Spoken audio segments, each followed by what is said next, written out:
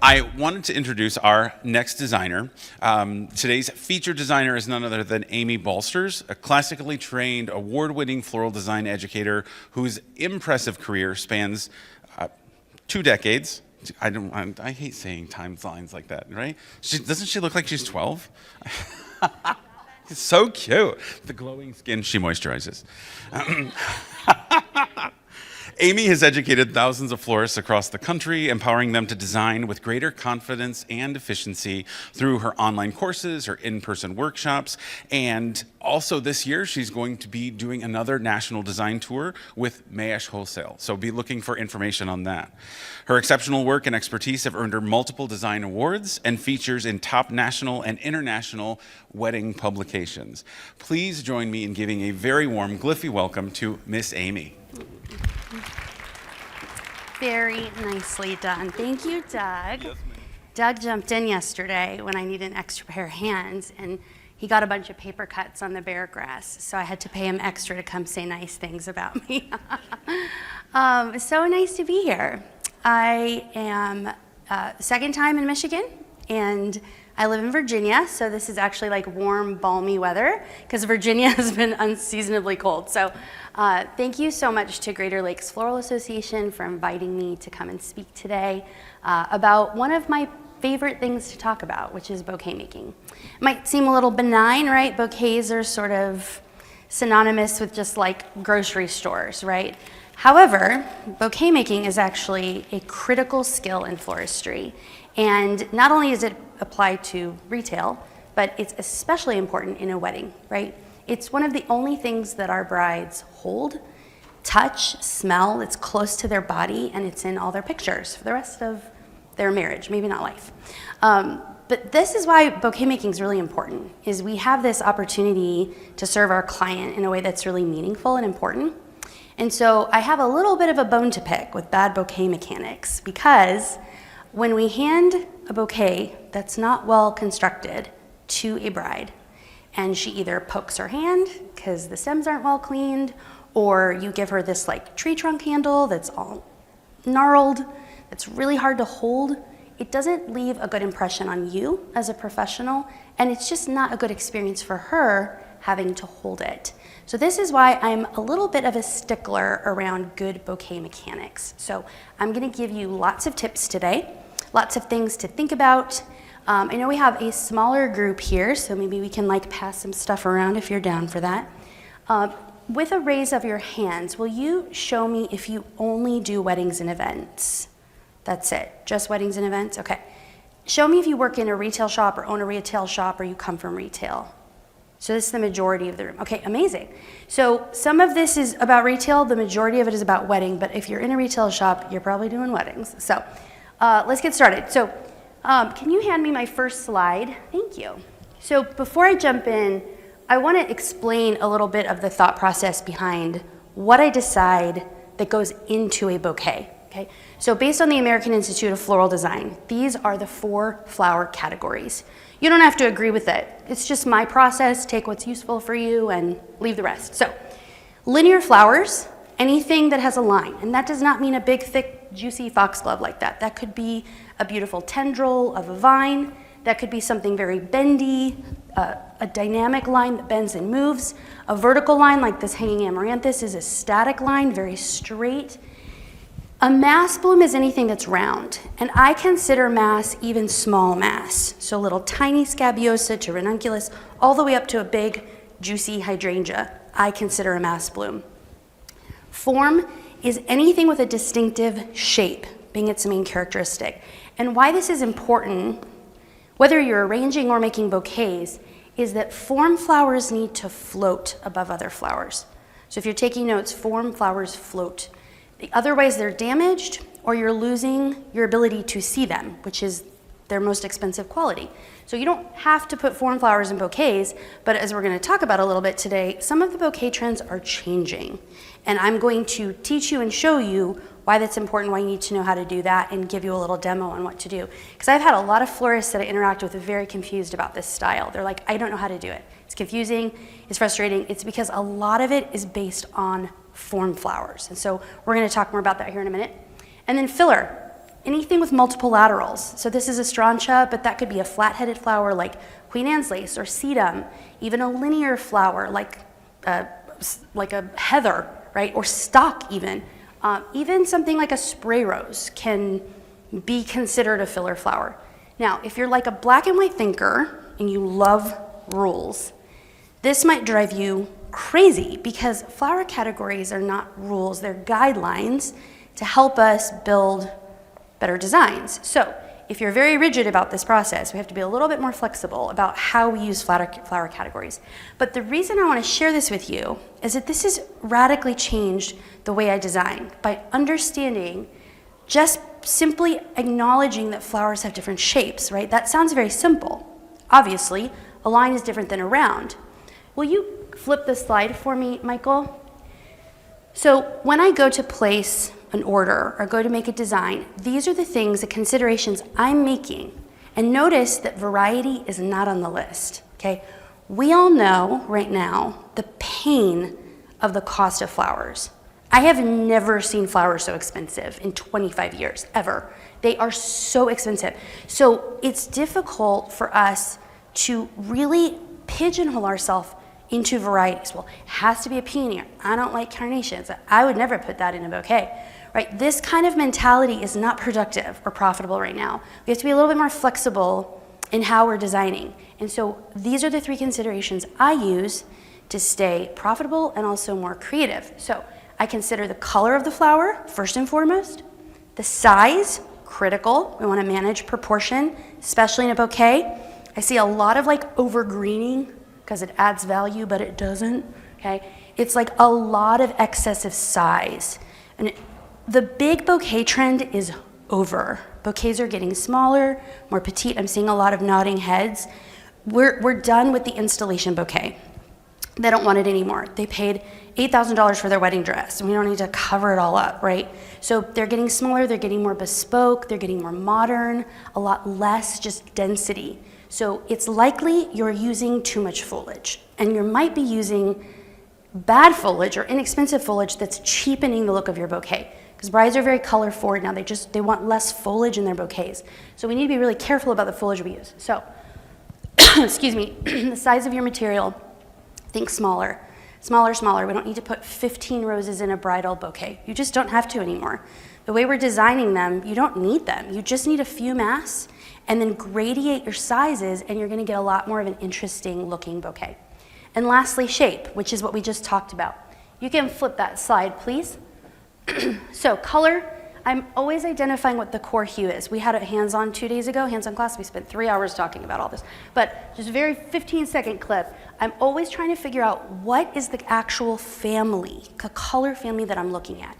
That's helping me decide, am I gonna go with a certain color harmony? Am I gonna go with something with more contrast? I'm gonna go opposite on the color wheel. Do I want something more blended or tonal? You can flip the slide, please. And then the size of your material. So again, consider something small and then try to find something a little bit bigger and then a little bit bigger. Next slide, please. Same with mass. So I'm looking for this gradation of size in my bouquets. I'm looking for one big thing, one medium, one small, one extra small. Not in every recipe, but that gradation makes a huge difference in creating more light and airy bouquets because then you can build what's called implied lines. And I'm going to share that with you in a minute.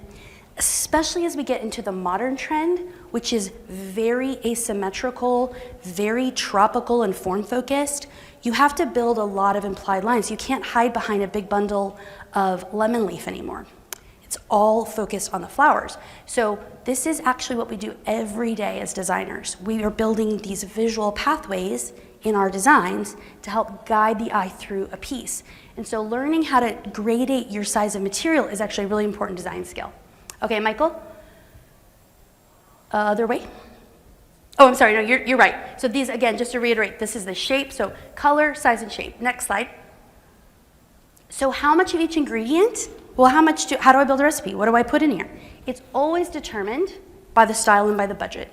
Always. There's no clear-cut answer for that. Next slide. And the reason is the style is going to be different. This is a garden-inspired lucent area. I've been teaching this for 7 or 8 years now to people all over the country. This is always going to be in style. gardeny, airy. Now my styling of this is very in and out, in and out, in and out, lots of line. So more line and filler. Some of you are relying way too much on round flowers, mass, trying to get that style. It's not working, is it, right? Because you need to have line flowers on the perimeter of the bouquet. You need to extend it. So cut out a couple of roses, add in some line on the perimeter, and you're gonna see a big difference. Lots of negative space, line around that perimeter, and that allows you to extend the shape and use less mass blooms in the center. Next slide. This is a pretty tradish, right? I'm in like the DC area. We got a lot of very classic brides, feminine, lush, abundant. You're gonna use more mass, right? More round shapes, less line, because we want that mass form, correct? Little to no negative space. It's just lush, abundant, very feminine. Next slide. This is what I'm talking about. Have you guys seen this bouquet?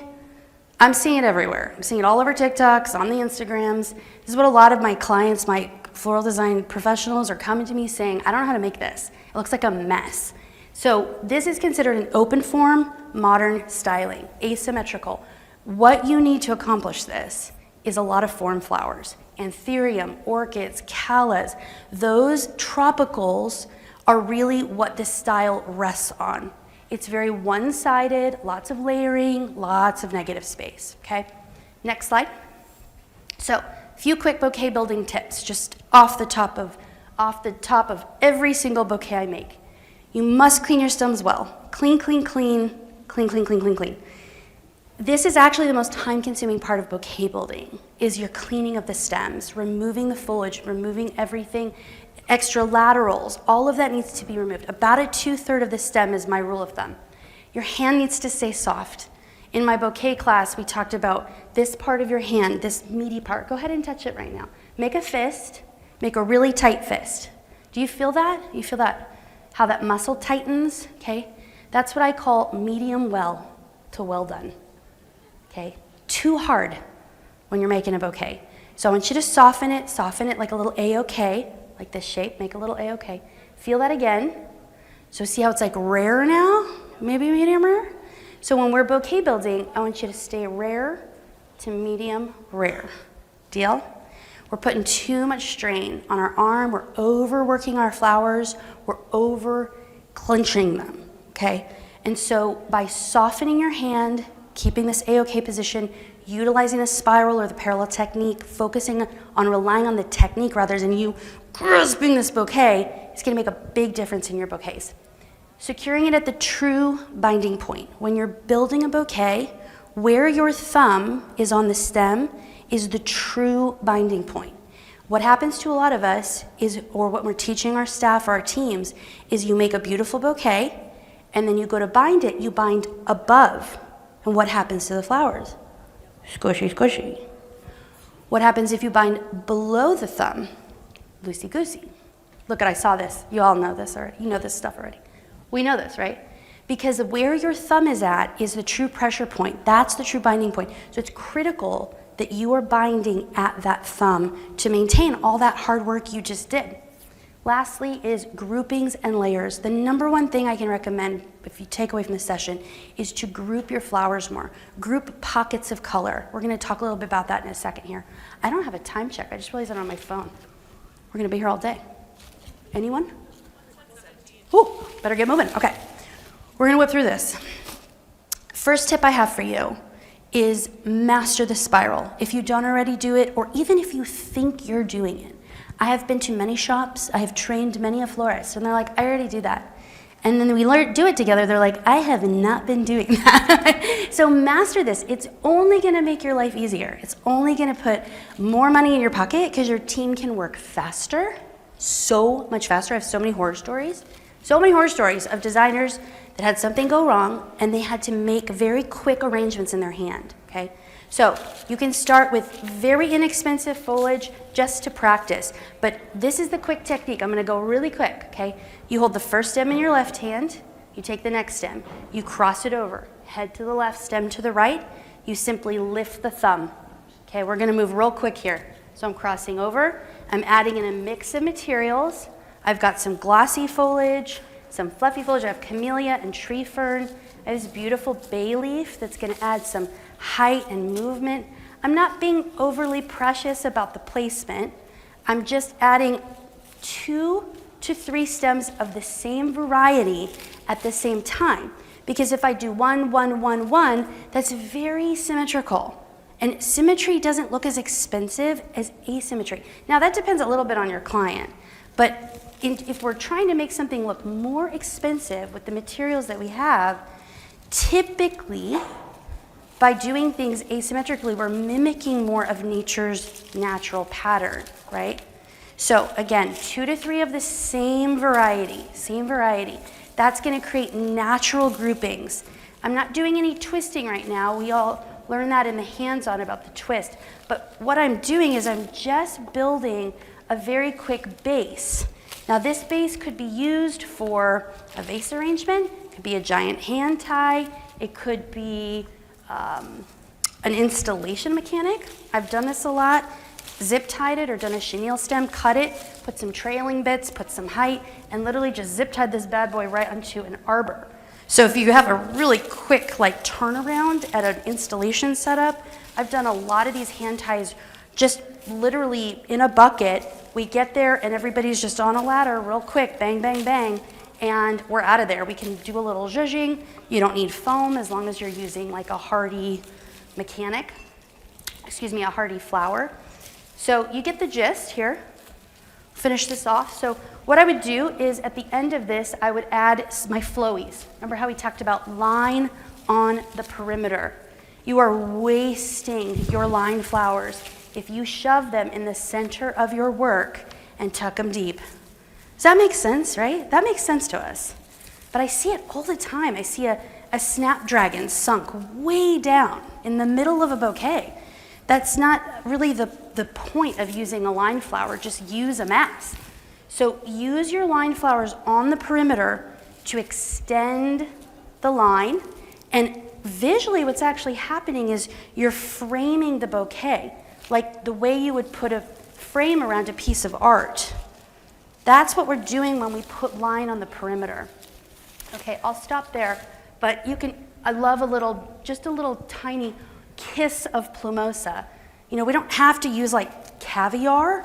I know a lot of newer retail florists who might be in here, not to call you out, but I see a lot of florists rely on very expensive flowers because they don't either have the technique or they feel insecure, and so they just get the most expensive, or they just have good taste. But I call a lot of these things just meat and potatoes, right? This is like the meat and potatoes of our business. And then you can have a little caviar, you know, 10, 15, 20%. Okay, so I'm not gonna zhuzh this because we don't have a lot of time, but the gist is I just take a chenille stem. I love a green chenille for bouquet making. I wrap it at the binding point. I do a little twist on it, like a little bread tie twist, no big deal. And then you have a really great base. Now you can you can build this into start this as a base for vase arranging, for holiday work. Start it as a base for a large funeral spray. It's really just a convenient way to get a lot in your hand at any given time. And then literally it's just a chop and drop. So if you're delivering a wedding or an event, you can literally make these ahead of time, drop them in with the flowers, and literally just make a bunch of hand ties. Now, I know this is not the most beautiful thing you've ever seen, but you get the gist, okay? Now, the pre-greening sitch is also really helpful for holiday work. If you do a lot of weddings and events and you want to start getting into pop-ups, most of us are in retail, have your peoples make these a week ahead. So it's the exact same thing we just did. There's a little line, there's a little juiciness, so something glossy with a little bit of wax flower. They're not tightly bound, they just have this little chenille stem, so you can make 100 of these, right? Throw them in the cooler, just mist them. And then if you have a walk-in, it's just a matter of pulling this out, beautiful, nice, clean handle already, and then all they're doing is they're just grabbing their floral from the cooler. Oh, she wants bright and cheery? Okay, here's a couple of bright and cheery blooms. Your price point is this. Great, you're asking them how their week's going, you're doing it right in front of them. There's no like panic and overwhelm because the template's already there for them to just start plugging and going, right? Now, once that's done, it's like you're good to go. You wrap this bad boy up. How long does that take? What, 25 seconds, right? So there shouldn't be this like whole angst to this process. It can be very simple. You don't necessarily have to buy greenery bundles. I mean, you can. But if everybody just knows how to clean the product, break it down, and make a bunch of spirals, you can actually save a lot of money. Okay, I feel like I need an assistant. Where's Toby? Oh, Toby. Okay. So the next thing that's very much still in trend is the cottage garden look. So this is what I also call like the cooler clean out, is like one of everything that's like left in the rotting in the bottom of a bucket. So the trick is, and if you notice, if you look around at my presentation here, you don't see a lot of greenery, right? There's greens, but they're very specific. Now we started with greens because this is like the retail workhorse, but there's not a lot of greens in a lot of the bridal bouquets and bridesmaids bouquets that I'm seeing. People want texture. They want filler that's used as a colorful base, okay?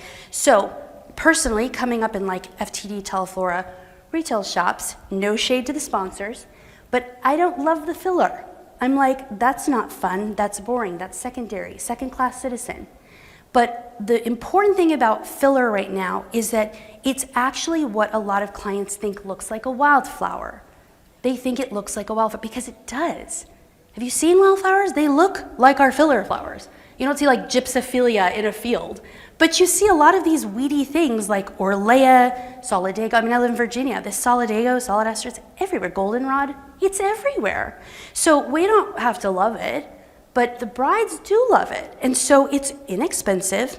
You take one stem of Monte Cassino, you pull off the laterals, right? And you got like a really cute little bouquet with like little bits of cooler clean out, right? So this is a simple thing to do. You're literally, I start with a base in a spiral of, this was on for one stem of Monte Cassino, and I'm spiraling them. I'm adding in pops of blue, pops of orange, and if this stresses some of you out because there's not a giant ring of greenery around it, I want to encourage you that I've been doing this since 2001, and I'm very uncomfortable with change. And when I started my business back in 2012, because for a long time I ran other people's businesses and I was a professional freelancer for many years, it was very uncomfortable for me to adjust because I knew what looked good and I knew what went together. And I had to really check my ego to meet my clients where they were, and my business became more successful because I rose to the occasion and learned the new way to design of the brides that were coming to me. Instead of this kind of like gripey resistance, some of us need to check ourselves. And if maybe it's your time that it's like you've been doing it too long and maybe you're ready to pass it on, right? But the reality is if you're gonna stay in flowers, the trends have changed and we have to adjust. Am I right? Okay. I saw, listen. Okay, we got a hand clap, thank you. Oh my gosh, I didn't thank anyone. Kelsey was a tremendous help to me, by the way, yesterday. Thank you. So many of you had jumped in. A whole table of students helped me yesterday. I'm recovering from a bad shoulder injury, so appreciate you, girl. We made this in our hands-on class, but this is what I've been focusing on for many years. I just used to make roundy moundies. It was very uncomfortable for me to learn this style. But I want to tell you, and I wish he was here, Keith, at our class the other day, some of our students had never made a bridal bouquet before. And this is what they were able to make with good technique. This is not an easy bouquet to make. But what I want you to notice is the lack of greenery. Okay, there's some eucalyptus, I know, clutch your pearls. But the reason I used it is because it's blue, and we have blue flowers in here. So we paid attention to color, groupings, lots of layering. A lot of the flowers are not on the same plane. A lot of you are very comfortable with symmetry, like you like to see things straight. Well, you have to go deeper than you're comfortable with and higher than you're comfortable with when you make the style of bouquet. You have to stretch yourself. I kept kind of calling out in class, higher, lower, higher, lower, sink that thing deep. That actually allows every flower to be seen. When everything's like this, you don't even see the flower, you just see a mass of color. So this style, embrace it.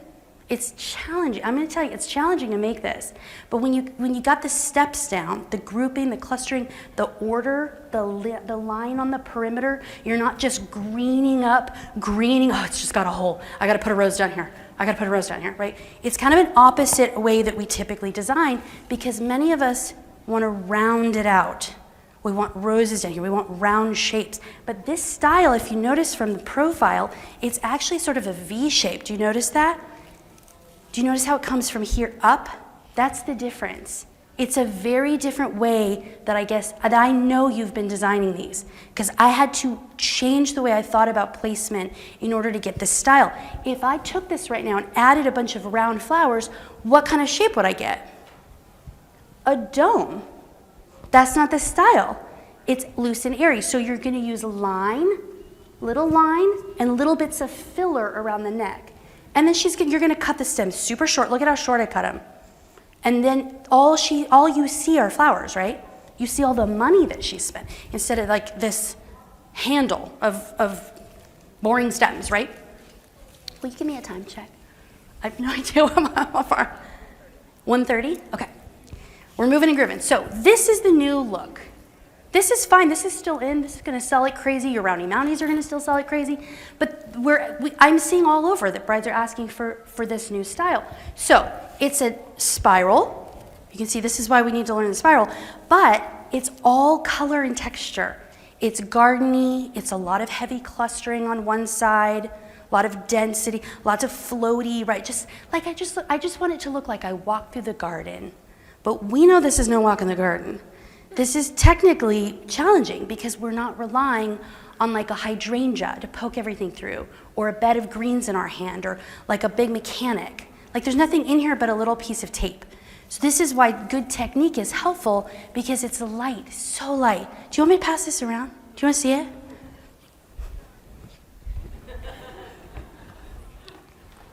I was going to hand you two. Oh, thanks. I'll take you. Yeah, okay. Hey, do one of you mind clearing this for me just so I can move on to the next?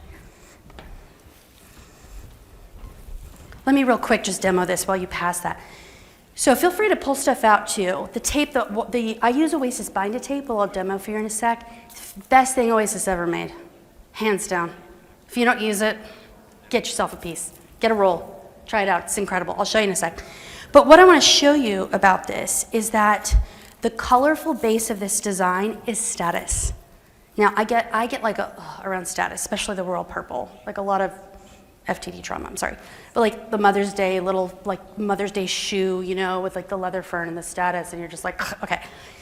But we're not using it that way. Filler is in.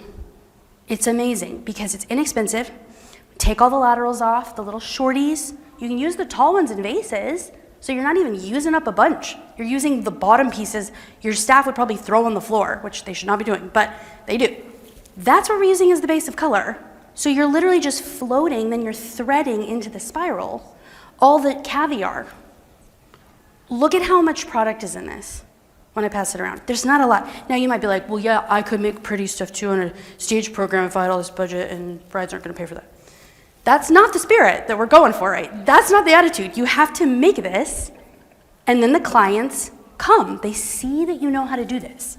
They're not gonna like ideate that you know how. You have to make it and show it to them and put it on your Instagram and talk about it, right? But this is what a lot of the coolest florists out there, this is what they're making. It's not held together very tight, so this one's just a chenille stem, so you could like play with it. Okay. This is what Kelsey made for me because I'm working through this shoulder injury. So she made this huge spiral for me. Isn't this so fun? I know, thanks Kelsey. I rock. So this is a bunch of filler. There's a florist out of New York, Putnam and Putnam. He's rebranded now. But for many years, I mean, he's like the big deal florist, a bunch of celebrity stuff. I think he did something for like Gwyneth Paltrow. It was a bunch of feverfew. It's a bunch of feverfew, chamomile, this little guy. This is all kind of filler, right? There's nothing like caviar in here. These are inexpensive blooms. Monte Cassino stock, white delphinium, but you could get even bigger. You could go hybrid delphinium, and you only need maybe 2 bunches. And you can make this huge, impressive thing in your hand. How long did this take you to make yesterday, Kelsey? Now, we had the flowers cleaned, so keep that in mind. It was maybe 15 minutes. It was a quick bind in the middle. It really was. Doug helped her because it was like a beast to like, oh! But I'm a pretty small person. I can hold this in one hand. It's just spiraled with a piece of bind-it tape. Isn't that incredible? Round of applause for Kelsey. But can you imagine, Kelsey's been a retail shop owner for many, many, many, many years. Can you imagine how long it would take her, even a quick person, to put, how many stems do you think were in that? 200? How long would that take individually? Like,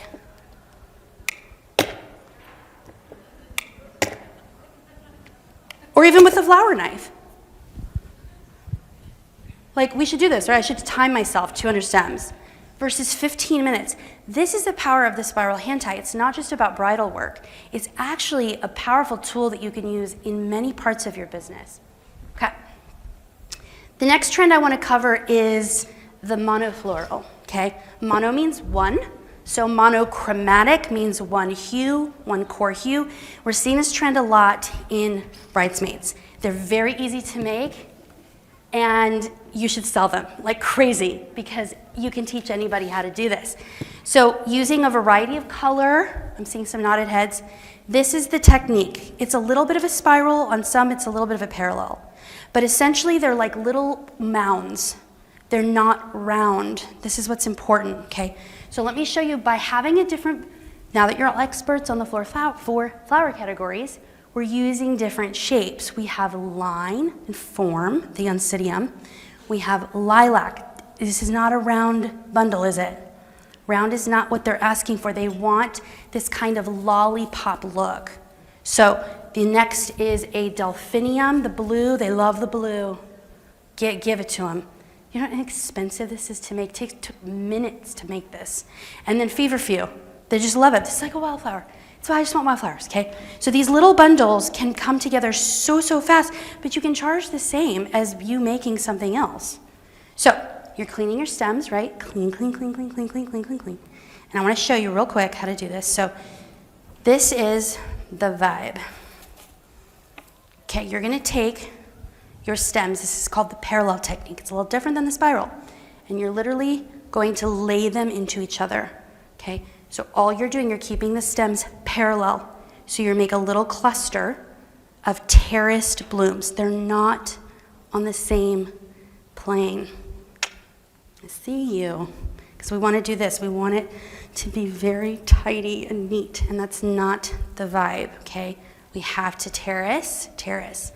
Next, I do a little tiny baby turn, like a little tiny baby quarter turn. Boop. Then I do it again. Another 3.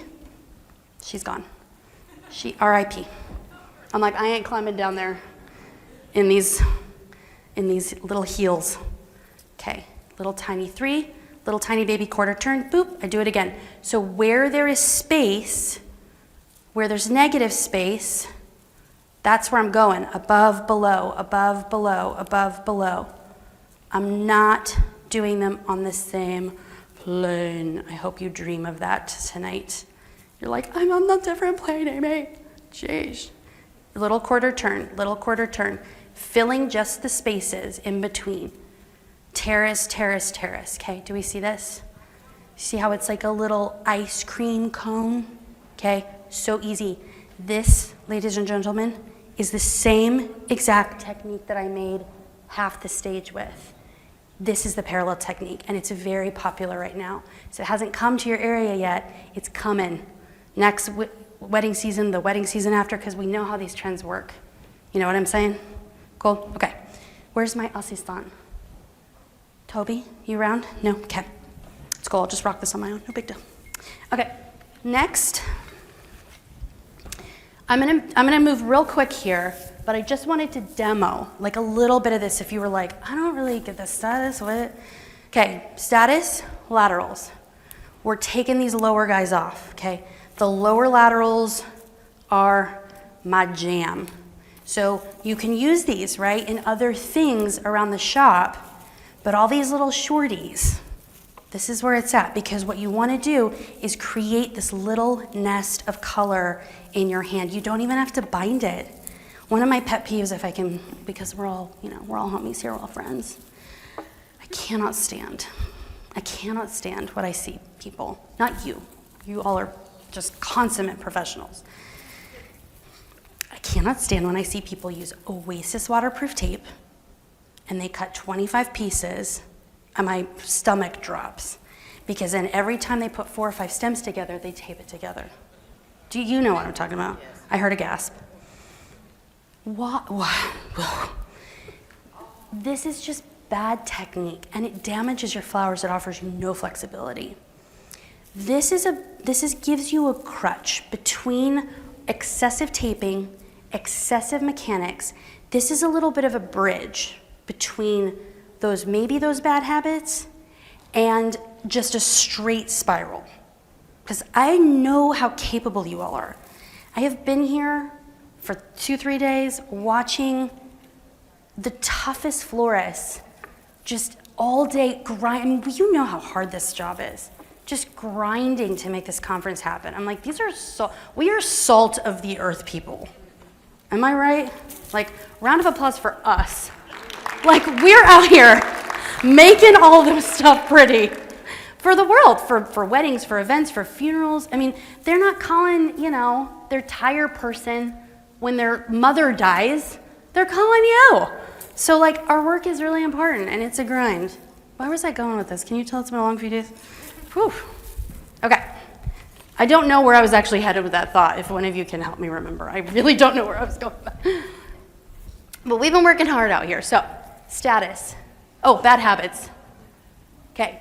Once you have your little nest, this is a combo. So this is a poke through, so it works like a little armature, but it holds the flower beautifully in place.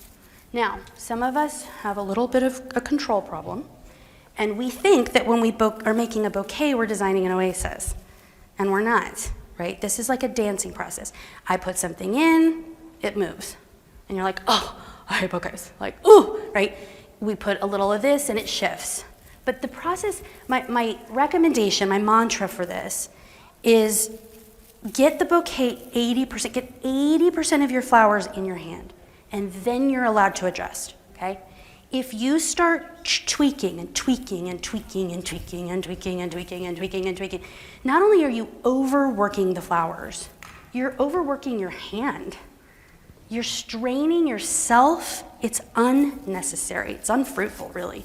And it's unproductive and not profitable. And there's a million reasons. So you saw me poking through the top just to get some of the larger blooms in here. Then I can start laying on the perimeter into my spiral, right? So this is a very popular look. It's like 2 to 3 garden roses, couple of pretty, like juicy caviar blooms, and some floaties, like a nerine. It's kind of mismatched.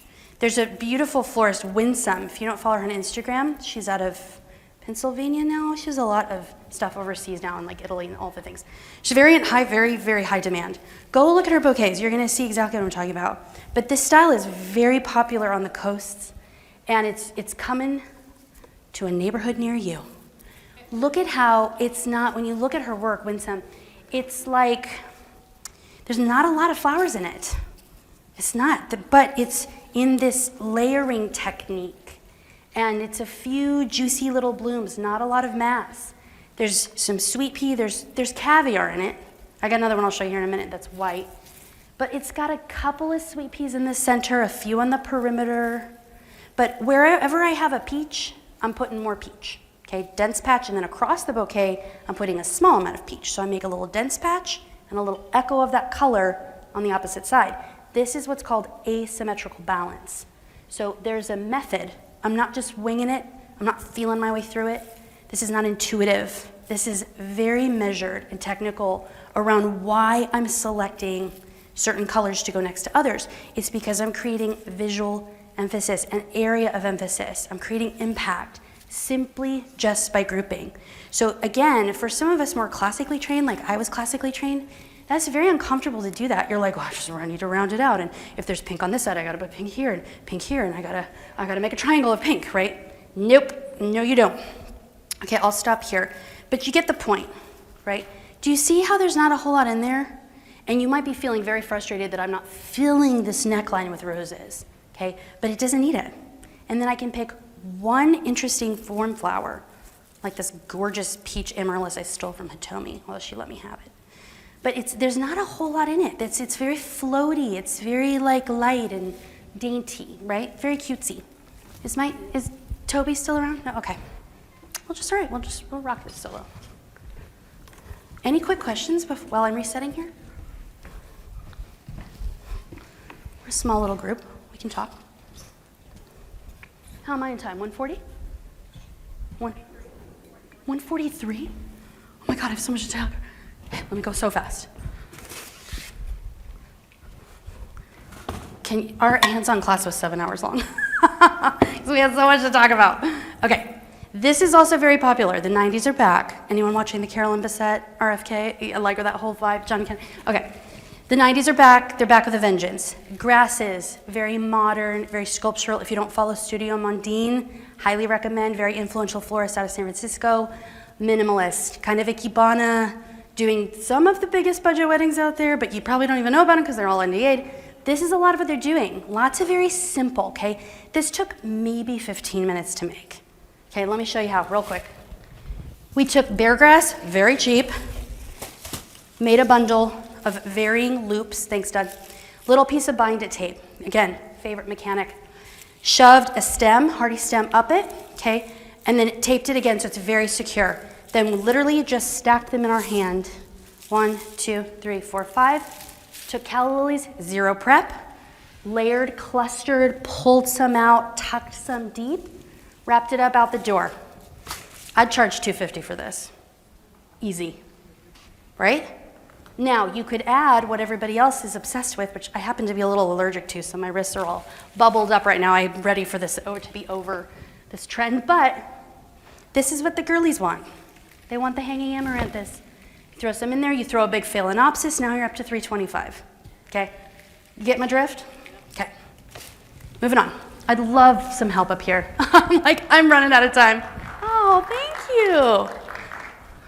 Hi, do you mind just clearing all of that? Thank you. This girl please give her a handshake. This woman has been working her tail off.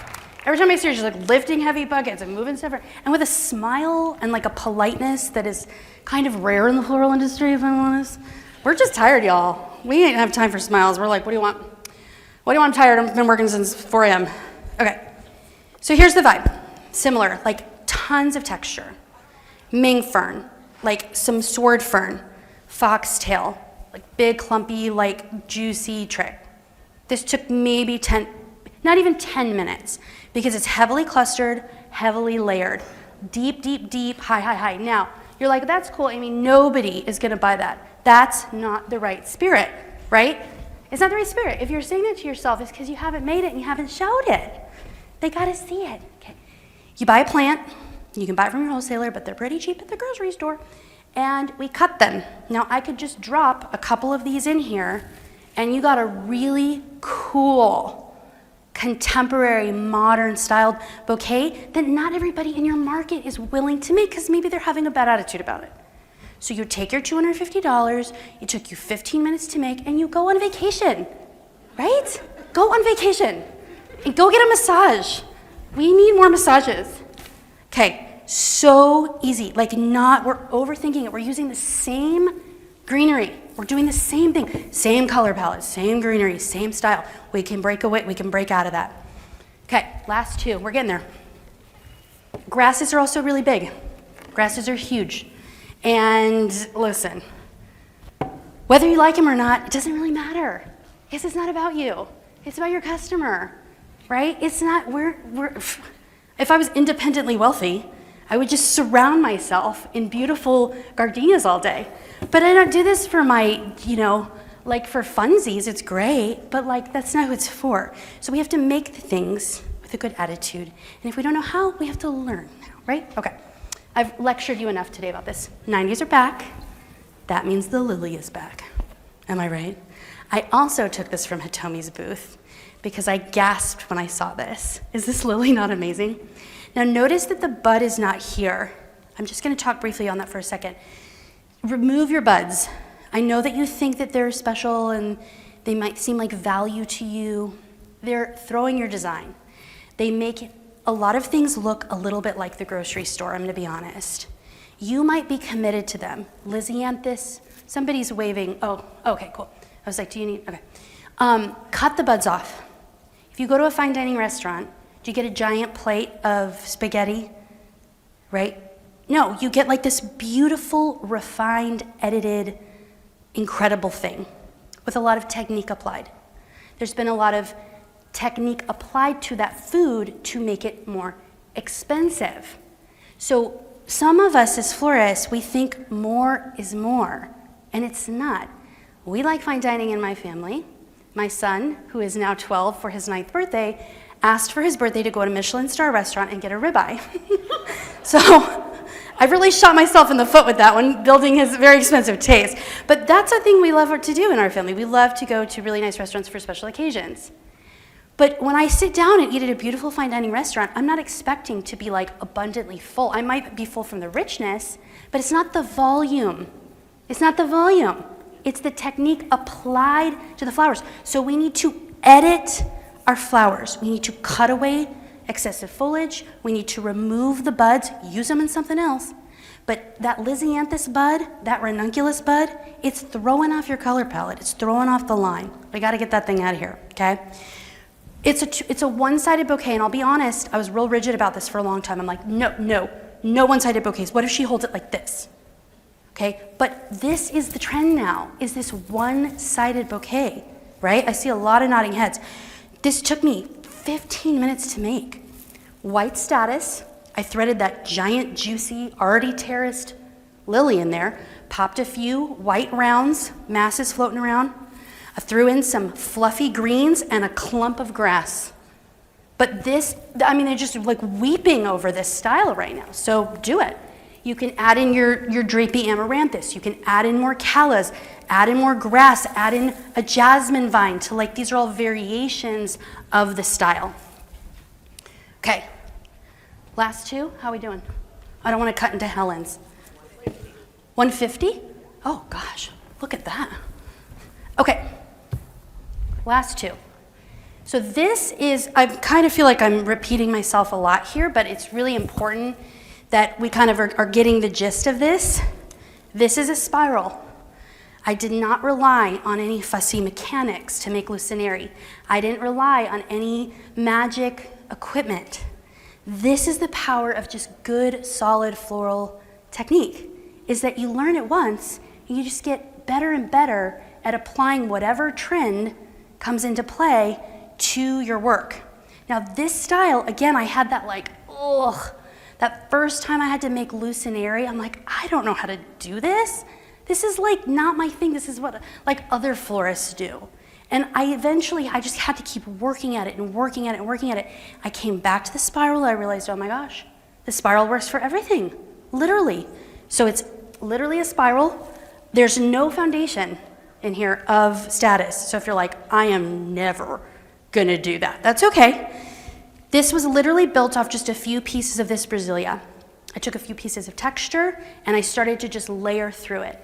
I don't have a giant hydrangea in here. You don't have to rely on hydrangeas. It's wilt sensitive, it's expensive, and as you're shoving all these flowers through, you can break the florets of a hydrangea. Right? It's not always that productive, but I just used something textural, some textural filler, whatever is in your orbit, whatever's in your budget, that's what you use.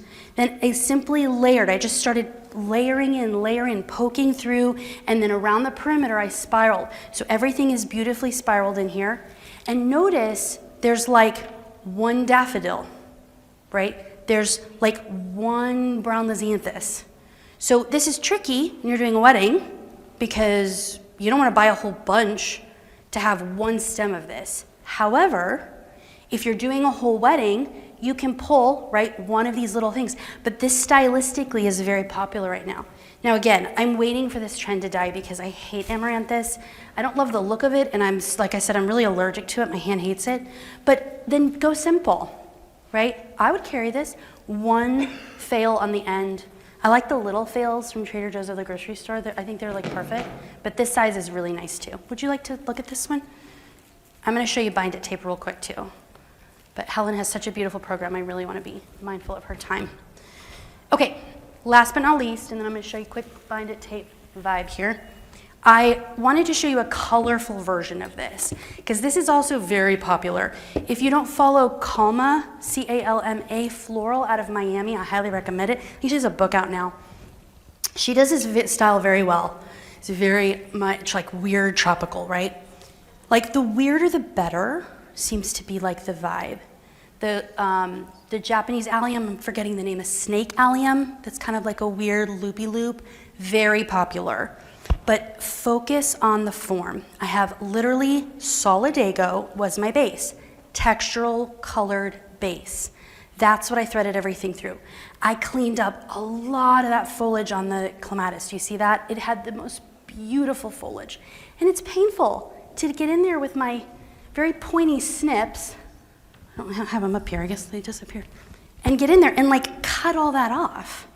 But again, we are making fine dining bouquets. This isn't like Joe's mashed potatoes and spaghetti plate, right? We have to edit so that the color story is very intentional. You leave a bunch of greens on, you leave all these buds, you actually shift the ratio of the color palette. And oftentimes it's shifted in a negative way, away from what your intention originally was. So we have to edit. Remember, clean stems at the base, but also clean stems at the top. So lots of grouping and clustering, just one or two little butterfly ranunculus.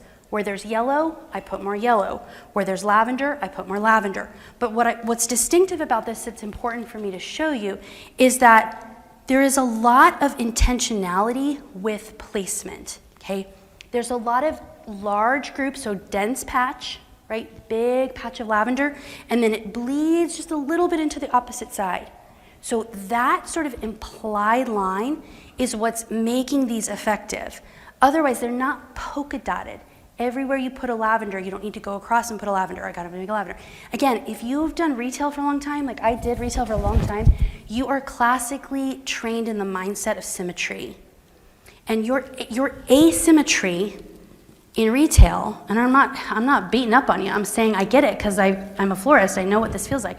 Your version of asymmetry is to have a high point in arrangement, so you just go a little taller with the delf, and a low point, like an L shape, and you're like, boom, asymmetry. That's not what I'm talking about. I'm talking about visual weight. I'm talking about where you have emphasis of color, and that requires a lot of intentionality to layer that in one spot, and then go to the opposite spot and have just a smaller concentration of that. Then you go to the next part and you have a peach area. Your peach area is more dense, you put a little bit over here. And so that process is literally building balance. It's just asymmetrical balance, right?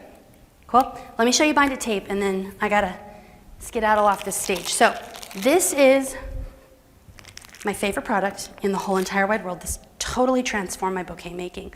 I saw it at a design show in Orange County, I don't know, maybe 10 years ago. I was like, what is this voodoo? I have to have this. And it's just been a miraculous, incredible tool for bouquets. So, silicone-based product, it comes in clear and green. I am not sponsored by Oasis, I'm just obsessed. And I wanna show you real quick how it works. So you don't need a lot, maybe 4 to 5 inches, and you really wanna make sure you're using scissors, not your clippers, because your clippers won't typically make their way through it. This is where it gets a little confusing, because this just looks like benign, right? Like the same thing. So it's not sticky like tape. Like we all know working with paper floral tape, right? It's not tacky. It requires pulling and pressing. Same exact process. So if you know how to use paper tape, you already know how to use Oasis binded tape. Here's how you secure it. Let me use something smaller to make this easier to see. I had a small bouquet somewhere. We'll just use this guy, okay. So remember, where do I bind? The thumb. Listen, okay. So I'm gonna take the end of the tape, where my thumb is, the true binding point. I'm gonna place the end of the tape under my thumb, not above, not below, right? I'm gonna apply firm pressure, firm pressure, okay? I'm gonna take the tail with these 2 fingers, and I'm gonna pull it nice and taut. Now, if you don't have that thumb firmly, it's gonna snap into itself. Once this tape touches itself, it's game over. You cannot get it apart. Just throw it away, move on, cry later, okay? This is why this takes a second. It's important, okay? This is where we have to do a little bit of hand gymnastics, okay? Notice that my hand, I am moving my fingers out of the way. So I'm literally balancing the weight of the bouquet all on my pointer hand. See this? Ready? I'm gonna come underneath because my hand has to move out of the way of the binding point. Now watch these two fingers. I'm gonna roll in between and come right back around that point. I'm gonna do it again. Ready? Hold up, I got my thumb in there. Okay, move your hand. We want this flat. No crunchy bound up tape. It doesn't work that well. It has to make flat contact. And boom, that's on there, it's done. That's literally all you need. It is totally waterproof. You can glue on it, you can pin into it, so when you're done with your ribboning, done. A little U-glue dash, perfection. U-glue dash, I do the ribbon, little quick tie, out the door. Super easy. Now, remember how I told you about my pain point with the tape, that terrible Oasis waterproof tape where we're damaging all of our expensive flowers? Not the case with this, because I just triple bound this. It was already bound, but I want to show you something. Let's see if this works. Let's hope this works. Okay, watch. Boom. You can take things out and then, watch.